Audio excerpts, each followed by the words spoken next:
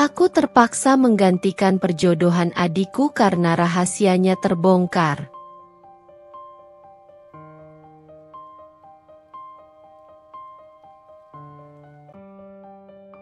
Langit mendung menyelimuti kampung kecil itu ketika telepon rumah berdering keras, memecah keheningan sore.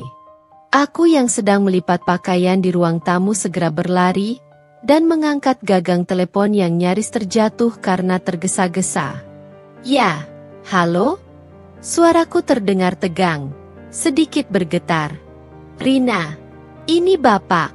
Cepat ke rumah nenek sekarang. Ada hal penting yang harus kita bahas.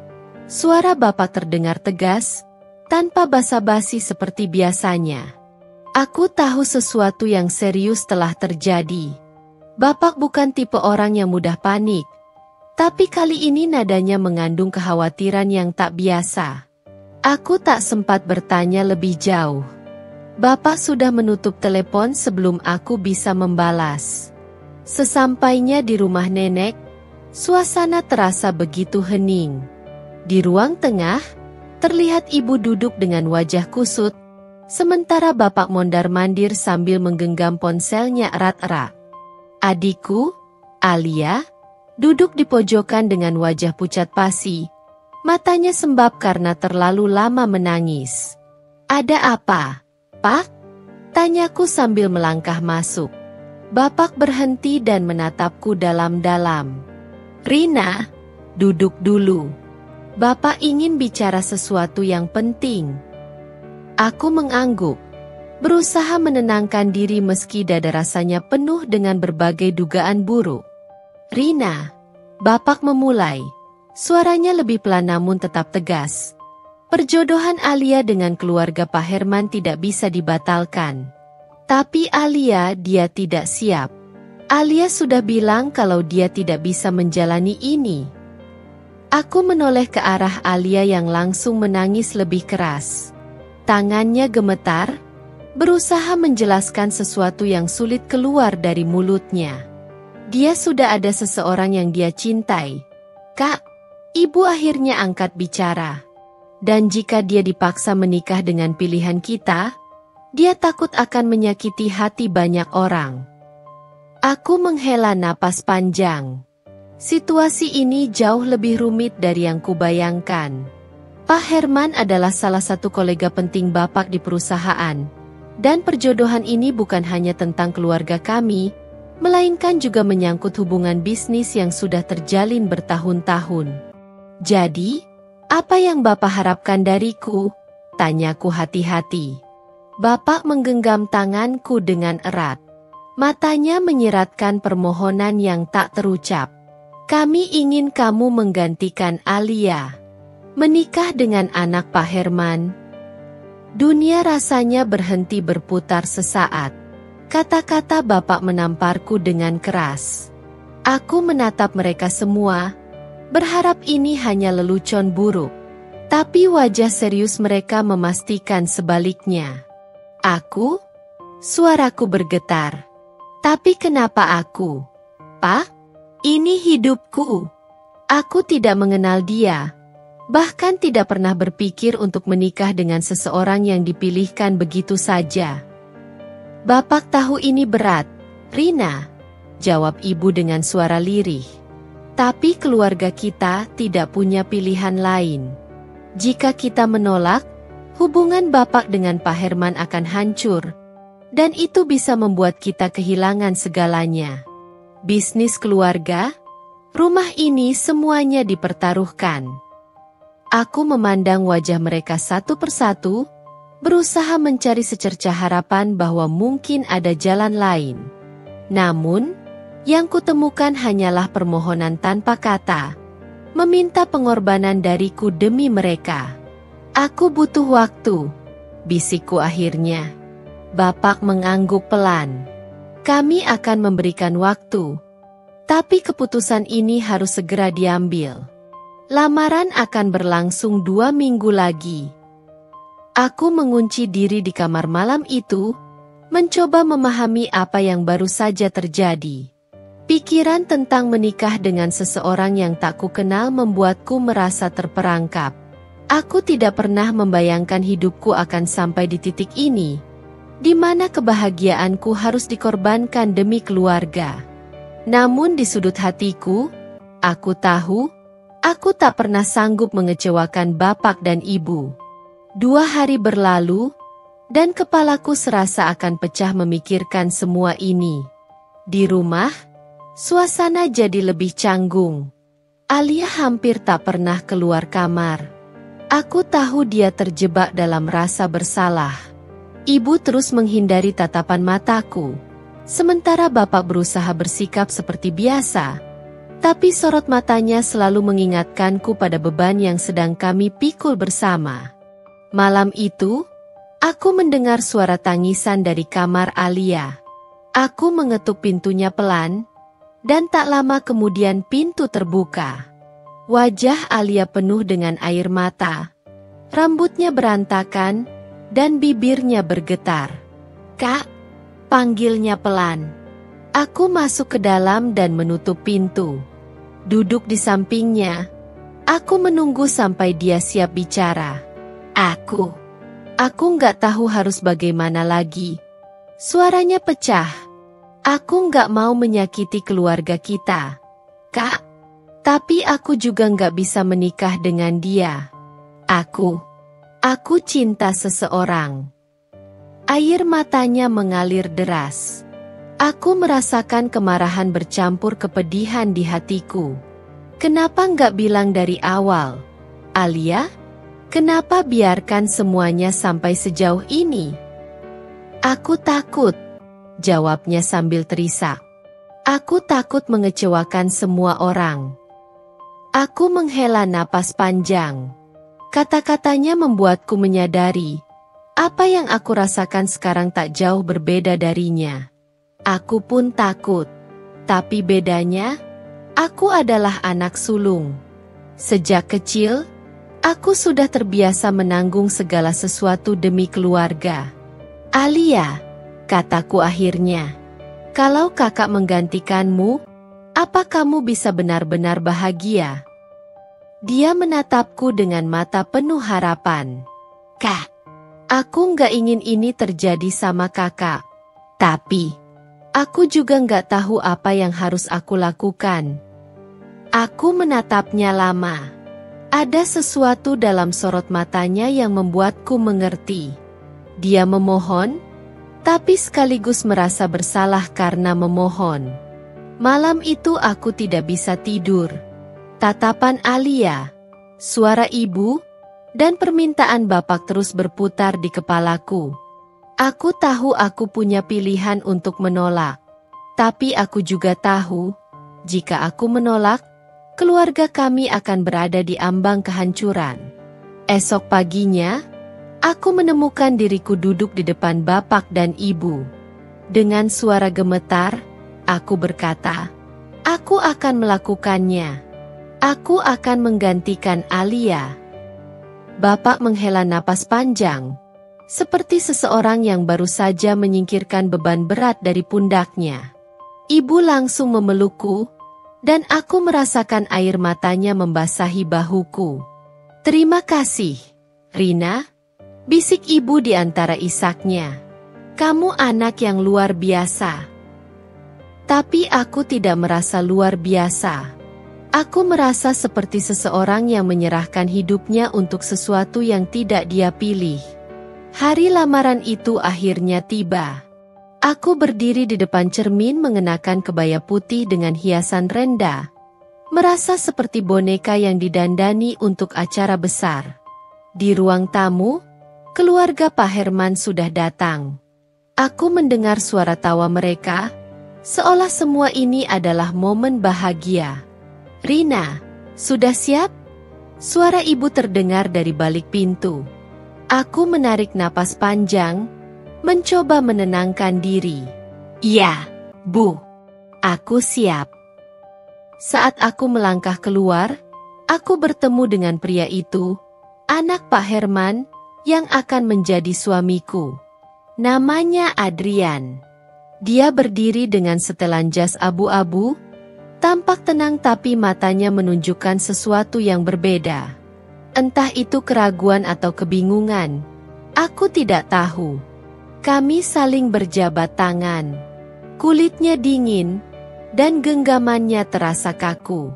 "Senang bertemu denganmu," katanya dengan suara rendah. Aku memaksakan senyum. "Senang bertemu juga." Prosesi berlangsung tanpa hambatan. Semua orang terlihat bahagia, kecuali aku dan Adrian. Kami hanya dua orang asing yang dipertemukan oleh keadaan, terjebak dalam peran yang tidak kami pilih. Setelah acara selesai, Adrian mendekatiku. "Rina, aku ingin kita bicara sebentar." Aku mengangguk. Kami melangkah keluar, menjauh dari keramaian.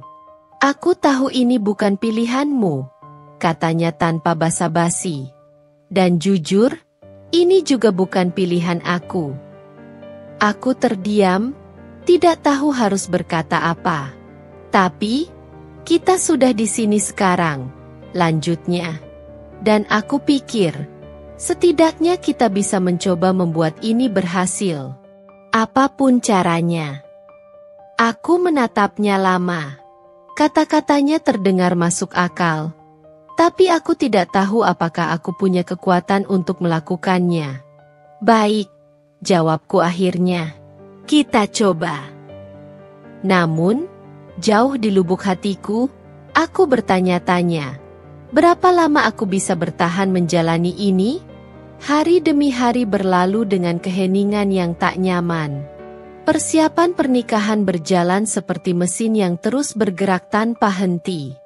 Aku dan Adrian mulai sering bertemu untuk mengatur berbagai hal, dari undangan hingga pemilihan dekorasi. Namun, di setiap pertemuan, ada jarak tak terlihat yang memisahkan kami. "Jadi, warna emas atau pastel untuk pelaminan?" tanyaku sambil menatap katalog. "Mana saja?" jawab Adrian singkat. Aku mendesah. "Kamu bisa beri pendapat. Setidaknya, pernikahan ini bukan cuma tentang aku." Dia mengangkat bahu. "Aku di sini karena kewajiban, Rina. Jadi, pilihlah apapun yang kamu suka." Kata-katanya seperti pukulan telak di dada. Aku tahu dia tidak ingin ini. Sama seperti aku. Tapi mendengar langsung dari mulutnya tetap saja menyakitkan. "Aku juga tidak ingin ini," balasku akhirnya. Nadaku sedikit meninggi. "Tapi aku mencoba. Setidaknya, untuk membuat semuanya terlihat wajar." Adrian terdiam.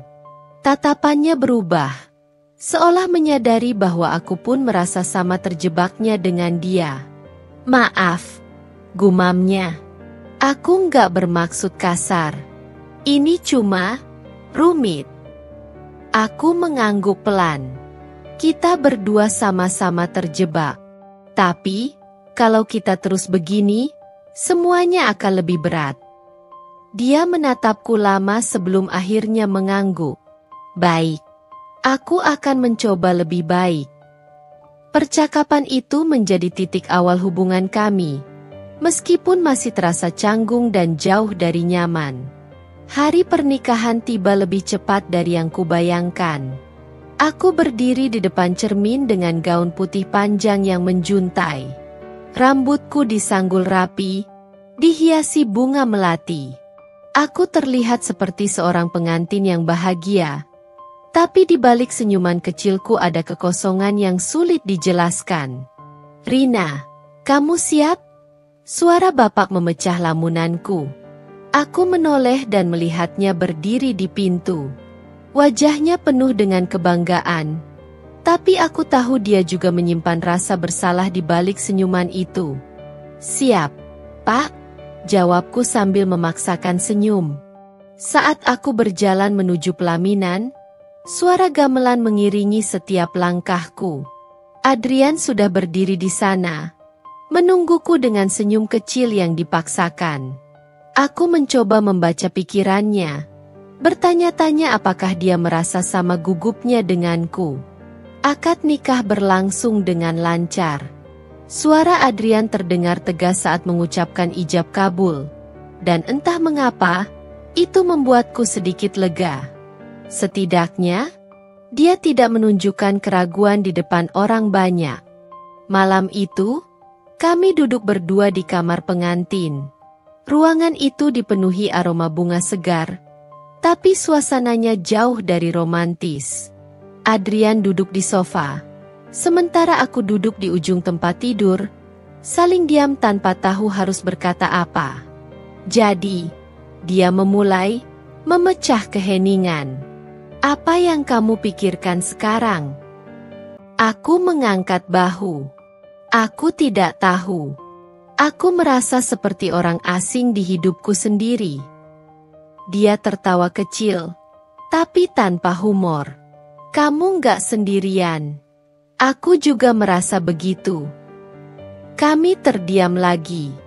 Namun kali ini, keheningannya tidak seberat sebelumnya. Rina, dia akhirnya berkata, suaranya lebih pelan. Aku tahu ini bukan pernikahan impianmu. Aku juga tidak punya harapan besar tentang ini. Tapi, mungkin kita bisa mulai dari nol. Sebagai teman, setidaknya. Aku menatapnya, mencari kesungguhan di matanya. Dan untuk pertama kalinya, aku melihat sesuatu yang berbeda. Bukan keraguan atau kebencian, tapi keinginan untuk mencoba. Teman, ulangku pelan, kita bisa mencoba itu. Dia tersenyum tipis. Bagus. Karena aku rasa, kalau kita terus begini, kita akan jadi gila. Aku tersenyum kecil, meski hati masih dipenuhi kekhawatiran tentang masa depan. Hari-hari setelah pernikahan terasa aneh, tapi perlahan-lahan aku dan Adrian mulai menemukan ritme. Kami tidak seperti pasangan suami istri pada umumnya. Tidak ada kemesraan, tapi ada rasa saling menghormati yang tumbuh di antara kami. Namun, semua itu mulai berubah ketika aku mendengar teleponnya suatu malam. Aku sedang di dapur, mencuci piring, ketika suara Adrian terdengar dari ruang kerja. Aku nggak punya pilihan, katanya. Suaranya terdengar frustrasi. Ini semua demi keluargaku. Aku berhenti, mencoba mendengar lebih jelas. Tidak, aku nggak mencintainya, lanjutnya. Tapi ini bukan tentang cinta. Ini tentang tanggung jawab. Kata-katanya menghantamku seperti badai. Aku tahu dia tidak mencintaiku. Tapi mendengar itu keluar langsung dari mulutnya tetap saja menyakitkan. Aku kembali ke kamar tanpa berkata apa-apa. Tapi malam itu aku tidak bisa tidur. Aku bertanya-tanya, sampai kapan aku harus menjalani hidup seperti ini? Terjebak dalam pernikahan tanpa cinta, hanya demi memenuhi harapan orang lain. Hari-hari setelah percakapan telepon itu menjadi lebih berat dari sebelumnya.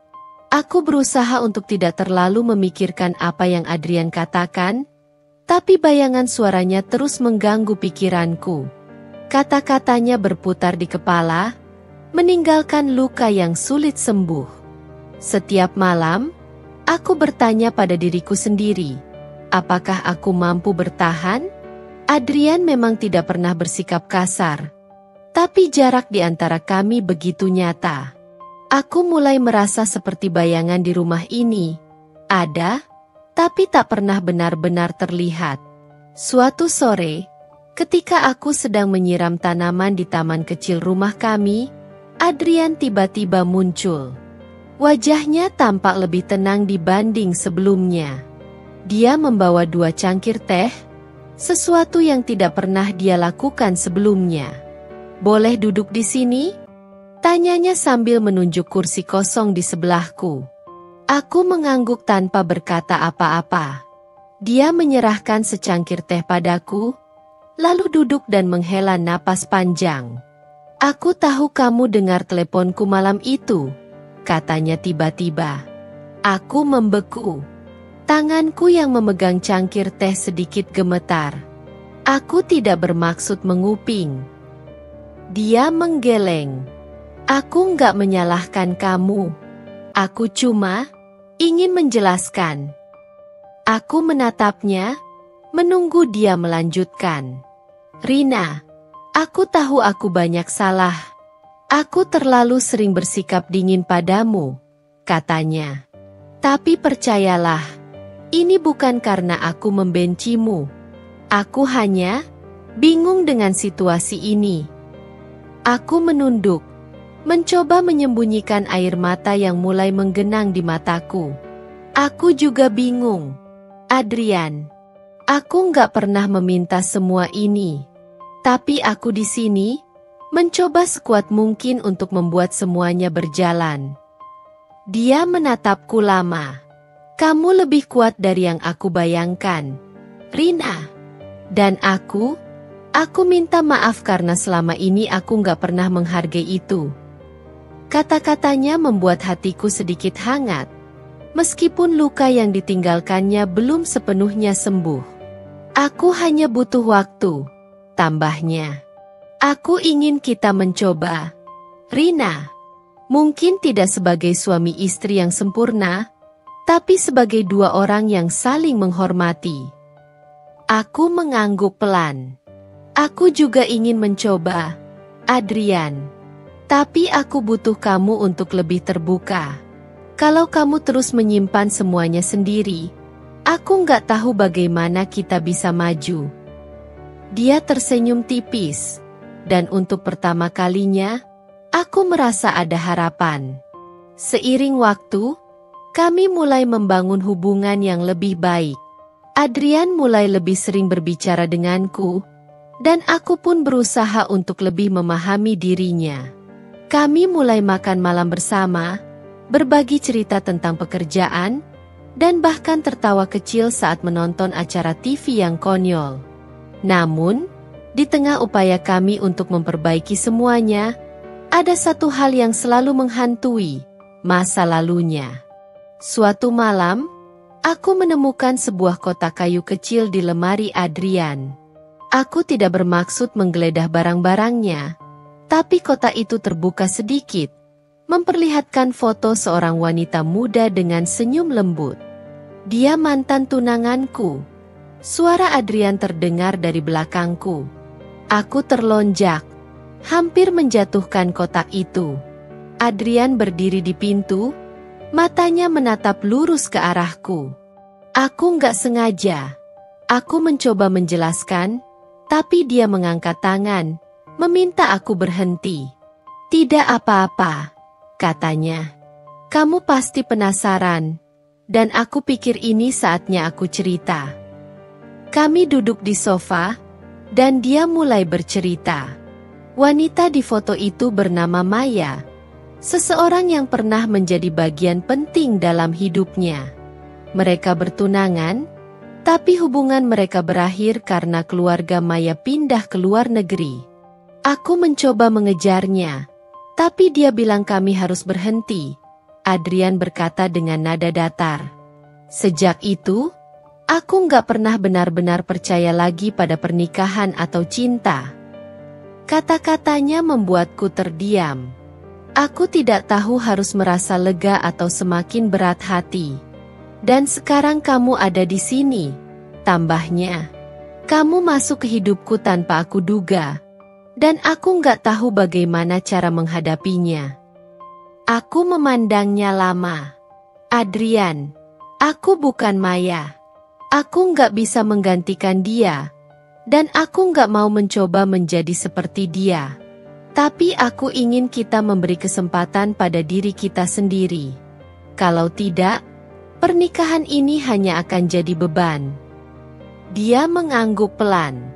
Kamu benar. Aku akan mencoba, Rina. Demi kita.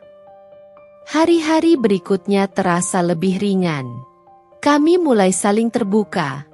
Dan meskipun rasa cinta belum sepenuhnya tumbuh, ada kehangatan yang mulai terasa. Adrian bahkan mengajakku pergi ke rumah orang tuaku, sesuatu yang tidak pernah dia usulkan sebelumnya. Namun, di tengah semua perubahan ini, aku tahu perjalanan kami masih panjang.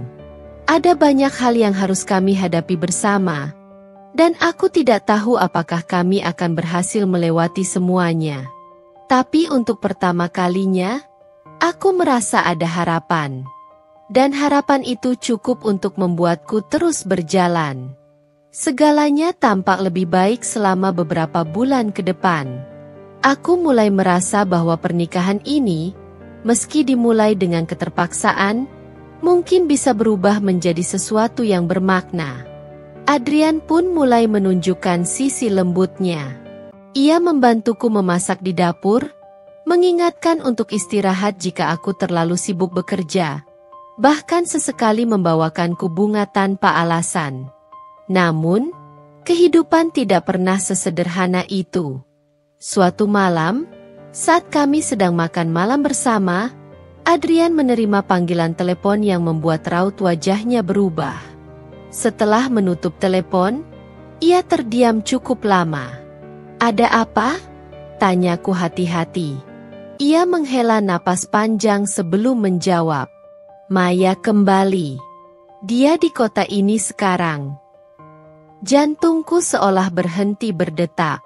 Aku mencoba menyembunyikan keterkejutanku, tapi sulit untuk tidak memperlihatkan reaksi.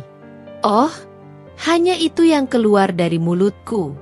Aku nggak tahu harus bagaimana," lanjutnya. "Dia ingin bertemu. Dia bilang ada hal penting yang ingin dia bicarakan." "Apa kamu mau bertemu dengannya?" tanyaku, mencoba terdengar tenang. Adrian mengangguk pelan. "Aku rasa aku harus bertemu. Aku butuh kejelasan. Tapi, ini bukan karena aku ingin kembali padanya." Kata-katanya sedikit menenangkanku. Tapi bayangan tentang Adrian dan Maya bertemu tetap membuat hatiku tak karuan. Beberapa hari kemudian, Adrian pergi menemui Maya. Aku mencoba mengalihkan pikiranku dengan berbagai hal. Membersihkan rumah, membaca buku, menonton TV. Tapi semuanya terasa sia-sia. Setiap detik terasa seperti jam, dan aku terus membayangkan apa yang sedang mereka bicarakan. Ketika Adrian akhirnya pulang, wajahnya terlihat lelah. Aku menunggu dia berbicara, tapi dia hanya duduk di sofa, menatap lantai dengan tatapan kosong. "Bagaimana pertemuannya?" tanyaku dengan suara pelan. Dia menatapku sejenak sebelum menjawab. Dia bilang dia menyesal pergi. Dia ingin memperbaiki semuanya. Kata-katanya membuat dadaku sesak. Aku berusaha tetap tenang, tapi sulit untuk menyembunyikan rasa khawatirku. "Apa yang kamu bilang padanya?" Aku bilang, "Semuanya sudah terlambat," jawabnya.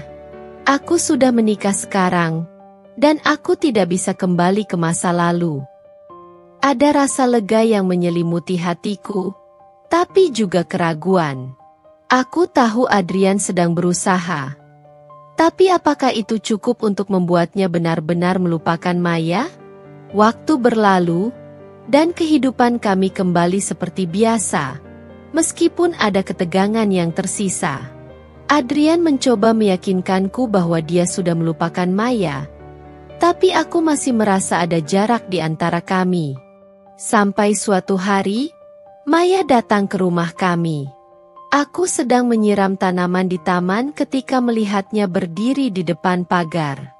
Wanita itu masih secantik di foto yang pernah kulihat. Rambut panjang hitam, kulit bersih, dan senyum yang memancarkan kepercayaan diri. "Rina, bukan?" tanyanya dengan suara lembut. Aku mengangguk, meskipun jantungku berdegup kencang. "Iya, kamu Maya, kan?" Dia tersenyum. "Boleh kita bicara sebentar?"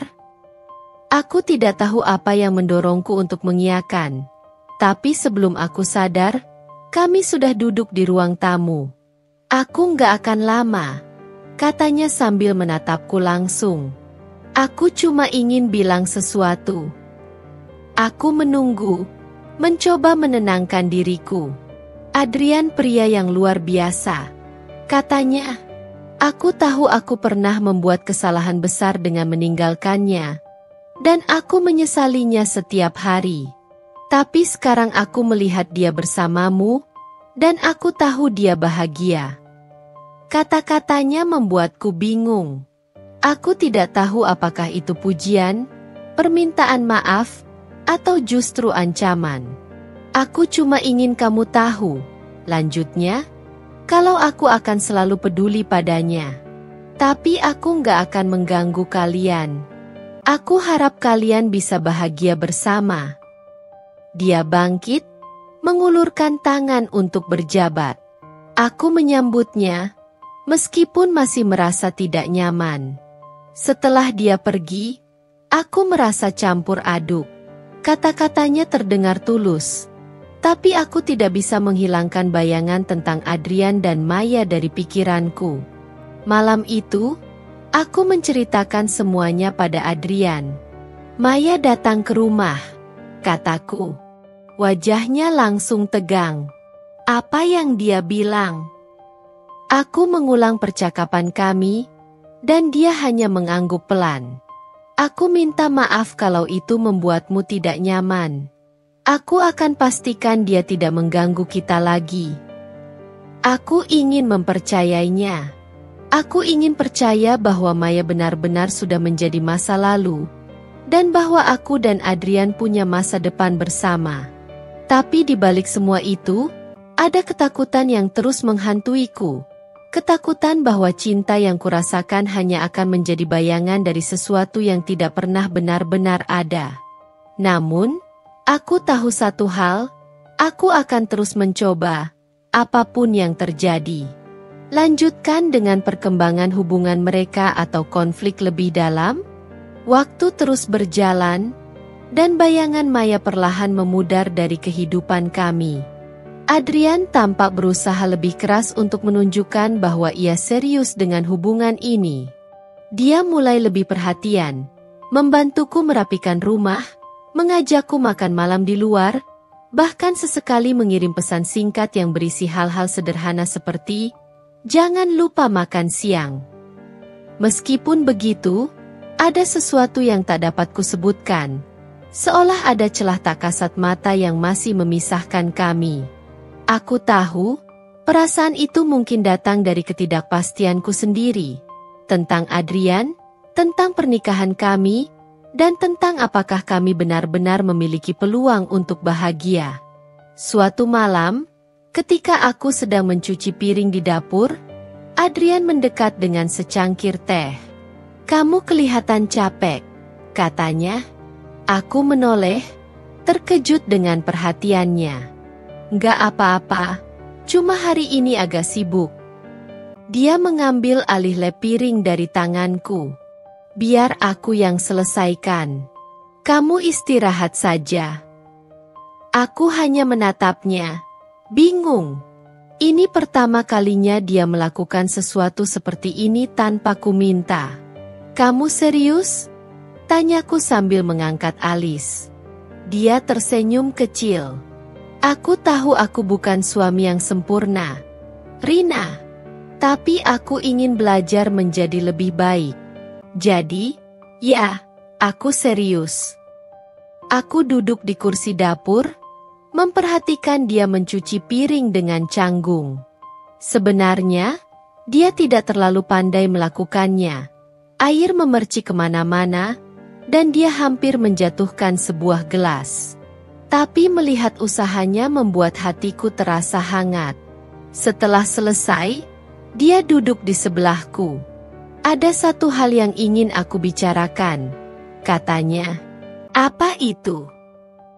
Dia terdiam sejenak, seolah mencari kata-kata yang tepat. "Aku tahu aku belum mengatakan ini sebelumnya, tapi aku benar-benar berterima kasih padamu. Kamu menerima pernikahan ini, meskipun kamu tidak pernah menginginkannya. Dan kamu tetap berusaha. Meskipun aku tahu ini tidak mudah untukmu. Aku menatapnya, tidak yakin bagaimana harus merespons. Kata-katanya terdengar tulus, tapi ada rasa getir yang mengikutinya. Aku juga ingin bilang terima kasih, jawabku akhirnya. Kamu juga mencoba, Adrian. Aku bisa lihat itu. Dan meskipun semuanya masih jauh dari sempurna, aku percaya kita bisa melewatinya. Dia mengangguk, dan untuk pertama kalinya sejak pernikahan kami, aku merasa ada koneksi yang nyata di antara kami. Namun, kehidupan kembali menguji kami.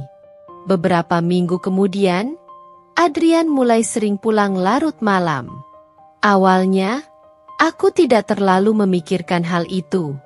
Dia bilang pekerjaannya sedang banyak, dan aku percaya padanya.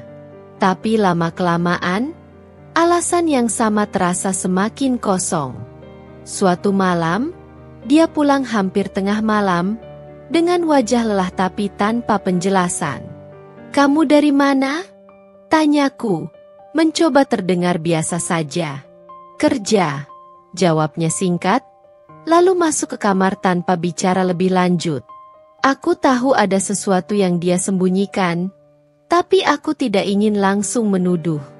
Aku mencoba memberinya ruang, berharap dia akan terbuka dengan sendirinya. Namun, hal itu tidak terjadi. Seminggu kemudian, aku memutuskan untuk berbicara langsung. "Adrian, kita perlu bicara," kataku saat dia baru saja duduk di sofa setelah pulang kerja. Dia menatapku dengan ekspresi bingung. "Tentang apa?" "Tentang kamu. Tentang kita," jawabku tegas. "Kamu sering pulang larut malam, dan kamu tidak pernah menjelaskan apa yang sebenarnya terjadi. Aku butuh tahu, Adrian. Aku tidak bisa terus hidup dengan tanda tanya seperti ini." Dia menghela napas panjang, lalu menunduk. "Aku tidak selingkuh, kalau itu yang kamu pikirkan." "Aku tidak bilang kamu selingkuh," kataku, meskipun itu adalah salah satu ketakutan terbesarku. "Tapi aku merasa ada sesuatu yang kamu sembunyikan dariku." Dia terdiam cukup lama sebelum akhirnya berbicara. "Aku sedang mencoba menyelesaikan masalah keuangan keluarga. Perusahaan ayahku hampir bangkrut, dan aku harus membantu mereka untuk menyelamatkannya." Aku terkejut mendengar itu. "Kenapa kamu tidak bilang padaku?" "Aku tidak ingin membebanimu," jawabnya. "Ini masalah keluargaku, dan aku merasa harus menyelesaikannya sendiri." Aku menghela napas, merasa lega tapi juga sedikit marah. "Adrian, kita ini pasangan. Kalau kamu terus menyimpan semuanya sendiri, bagaimana aku bisa membantumu?" Dia menatapku lama, lalu mengangguk. "Kamu benar. Aku minta maaf. Aku akan lebih terbuka mulai sekarang." Percakapan itu menjadi titik balik bagi hubungan kami. Adrian mulai lebih sering bercerita tentang masalahnya, dan aku mencoba membantunya semampuku. Perlahan-lahan, aku merasa bahwa hubungan kami tidak lagi didasarkan pada kewajiban semata, tapi pada kemauan untuk saling mendukung. Namun, aku tahu ini baru awal. Perjalanan kami masih panjang, dan aku tidak tahu apa lagi yang akan kami hadapi di depan. Tapi untuk saat ini, aku bersyukur karena kami akhirnya mulai melangkah ke arah yang benar, bersama. Hari-hari berikutnya dipenuhi dengan usaha kami untuk saling mendukung. Adrian benar-benar mulai menunjukkan perubahan. Dia lebih terbuka, bercerita tentang tekanan yang ia hadapi di tempat kerja dan masalah keuangan keluarganya. Aku pun berusaha menjadi pendengar yang baik, meskipun ada saat-saat di mana aku merasa lelah dengan semua tanggung jawab ini. Namun, hidup kembali memberikan ujian ketika aku mulai merasa tubuhku melemah. Aku sering merasa lelah tanpa sebab, dan terkadang ada rasa mual yang datang tiba-tiba. Awalnya, aku menganggap itu hanya karena stres atau kurang istirahat. Tapi ketika gejalanya semakin sering, aku memutuskan untuk memeriksakan diri ke dokter. Hari itu aku pergi sendirian ke klinik. Adrian sedang sibuk di kantor, dan aku tidak ingin mengganggunya. Setelah serangkaian tes, dokter menatapku dengan senyuman kecil. "Selamat, Ibu. Anda hamil." Aku terdiam sejenak, tidak tahu harus merasa apa. Kehamilan adalah sesuatu yang belum pernah kubayangkan, terutama dengan kondisi pernikahan kami yang masih penuh dengan tanda tanya. "Berapa usia kehamilan saya, Dok?" tanyaku dengan suara bergetar. "Sekitar 6 minggu, jawabnya. Dalam perjalanan pulang, pikiranku dipenuhi berbagai pertanyaan. Bagaimana aku akan memberitahu Adrian? Apakah dia akan senang? Atau justru merasa beban ini terlalu berat?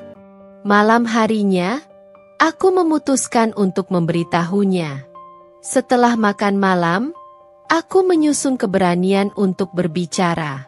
"Adrian, aku punya sesuatu untuk diberitahukan," kataku dengan hati-hati. Dia menatapku dengan ekspresi penasaran. "Ada apa?" Aku menggenggam tangannya, mencoba mencari kekuatan dalam sentuhannya. Aku hamil." Untuk sesaat, dia hanya diam. Matanya melebar, dan aku tidak bisa membaca apa yang ada dalam pikirannya. "Kamu serius?" tanyanya akhirnya. Aku mengangguk, dan air mata mulai mengalir di pipiku. "Iya, aku tahu ini mungkin terlalu cepat, dan aku nggak tahu bagaimana perasaanmu, tapi aku..." Dia memelukku sebelum aku selesai berbicara. "Rina, ini kabar yang luar biasa," bisiknya. Aku nggak tahu harus bilang apa, tapi aku senang. Kata-katanya membuat hatiku lega.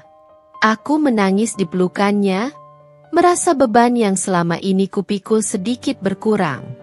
Kehamilanku membawa perubahan besar dalam hidup kami. Adrian menjadi lebih perhatian, bahkan sering membantuku mengerjakan pekerjaan rumah. Dia juga mulai membaca buku tentang kehamilan dan mencari tahu cara merawat bayi. Namun, di balik semua kebahagiaan ini, ada sesuatu yang kembali mengguncang kehidupan kami. Suatu hari, ketika aku sedang merapikan lemari, aku menemukan sebuah amplop di dalam laci meja Adrian. Isinya adalah surat dari Maya.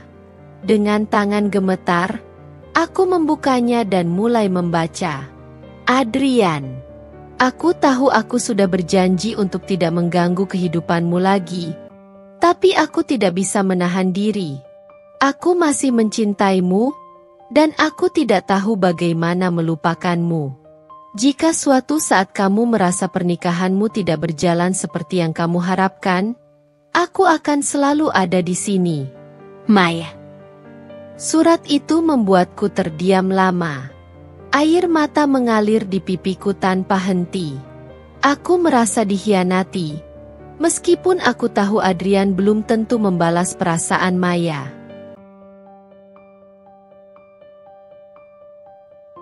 Malam harinya, aku menunggu Adrian pulang. Ketika dia masuk ke rumah, aku berdiri di ruang tamu dengan surat itu di tanganku. "Apa ini?" tanyaku dengan suara bergetar. Dia melihat surat itu dan wajahnya langsung berubah. "Rina, aku bisa jelaskan." "Jelaskan apa?" tanyaku. Suaraku mulai meninggi. "Kamu bilang sudah melupakan dia, tapi kenapa surat ini ada di sini?" "Aku tidak pernah membalas surat itu, Rina," katanya dengan nada memohon. "Aku menyimpannya karena aku nggak tahu. Mungkin aku terlalu bodoh untuk membuangnya. Tapi aku bersumpah, Aku nggak pernah berniat kembali padanya. Aku menatapnya, mencoba mencari kebenaran di matanya. Kenapa kamu nggak buang surat ini, Adrian? Kenapa kamu masih menyimpan sesuatu yang seharusnya sudah selesai? Dia terdiam, dan itu membuat hatiku semakin hancur. Aku nggak tahu, jawabnya akhirnya. Tapi aku tahu satu hal, Rina. Aku mencintaimu. Aku ingin kita melewati ini bersama. Tolong percaya padaku. Aku ingin mempercayainya. Aku ingin percaya bahwa perasaan Adrian padaku nyata. Tapi luka yang kuterima terlalu dalam. Aku butuh waktu, kataku pelan. Dia mengangguk. Wajahnya penuh penyesalan. Aku akan menunggu. Aku akan melakukan apa saja untuk membuktikan kalau aku benar-benar serius dengan kamu, Rina. Dengan kita. Malam itu, aku menangis sendirian di kamar. Ada rasa sakit yang begitu dalam, tapi juga harapan kecil yang masih tersisa. Aku tahu perjalanan ini tidak akan mudah. Tapi demi bayi yang ada di dalam kandunganku, aku berjanji untuk mencoba. Apakah cinta kami cukup kuat untuk menghadapi semua ini? Hanya waktu yang bisa menjawab. Hari-hari berikutnya adalah perjuangan. Aku dan Adrian berusaha memperbaiki hubungan kami, tetapi bayangan dari masa lalu terus menghantui.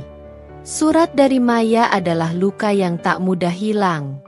Namun, aku bertekad untuk memberikan kesempatan, bukan hanya untuk Adrian, tetapi juga untuk diriku sendiri. Adrian membuktikan niatnya dengan tindakan nyata.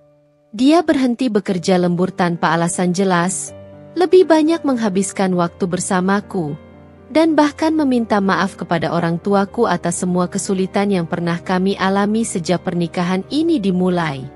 Aku tahu aku nggak sempurna, katanya suatu malam sambil memegang tanganku.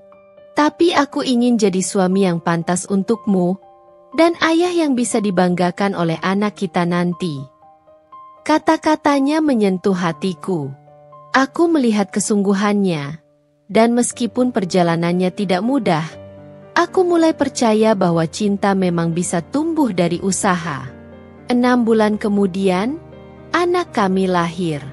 Seorang bayi laki-laki dengan mata bulat yang mirip Adrian. Ketika aku memeluknya untuk pertama kali, air mataku mengalir tanpa henti. Semua rasa sakit, pengorbanan, dan perjuangan seolah terbayar dengan kehadirannya. Kita beri nama dia siapa? Tanya Adrian dengan suara bergetar saat dia melihat bayi kami untuk pertama kali. Raka, jawabku pelan. Semoga dia tumbuh menjadi anak yang kuat, seperti arti namanya. Adrian mengangguk, lalu mencium keningku dan kepala kecil Raka. Aku janji, aku akan melakukan apapun untuk kalian. Hari demi hari berlalu, dan kehidupan kami perlahan menemukan kestabilannya. Meski aku tahu hubungan kami tidak akan pernah sempurna, ada kehangatan yang tumbuh di antara kami. Sebuah rasa saling percaya yang dibangun dari puing-puing masa lalu. Adrian benar-benar menjauh dari Maya. Suatu hari, dia bahkan membawaku ke tempat dia menyimpan surat itu untuk membakarnya bersama. Ini adalah cara untuk menutup bab itu, katanya sambil menatap api yang melahap kertas tersebut. Aku tahu perjalanan kami tidak akan mudah. Pernikahan adalah tentang usaha terus-menerus, tentang memaafkan, tentang memilih untuk mencintai bahkan ketika situasi tidak sempurna. Beberapa tahun kemudian, aku melihat kembali perjalanan kami dengan hati yang penuh syukur. Raka tumbuh menjadi anak yang ceria, dan hubungan kami semakin kuat. Aku menyadari bahwa pernikahan ini adalah ujian yang dirancang untuk menguatkan, bukan menghancurkan. Jika ada pelajaran dari cerita ini, itu adalah bahwa cinta sejati bukan tentang bagaimana ia dimulai, tetapi tentang bagaimana ia bertahan. Kadang cinta tidak datang dalam bentuk yang ideal, tetapi ia tumbuh melalui pengorbanan, kesabaran, dan komitmen. Aku berharap cerita ini bisa menjadi pelajaran bagi siapapun yang membacanya. Tidak ada hubungan yang sempurna, tetapi selalu ada harapan jika kita mau berusaha. Semoga kisah ini memberikan pelajaran hidup yang berharga untuk kita semua. Jangan lupa untuk like, share, dan subscribe untuk cerita-cerita inspiratif lainnya. Sampai jumpa di kisah berikutnya. Wassalamualaikum warahmatullahi wabarakatuh.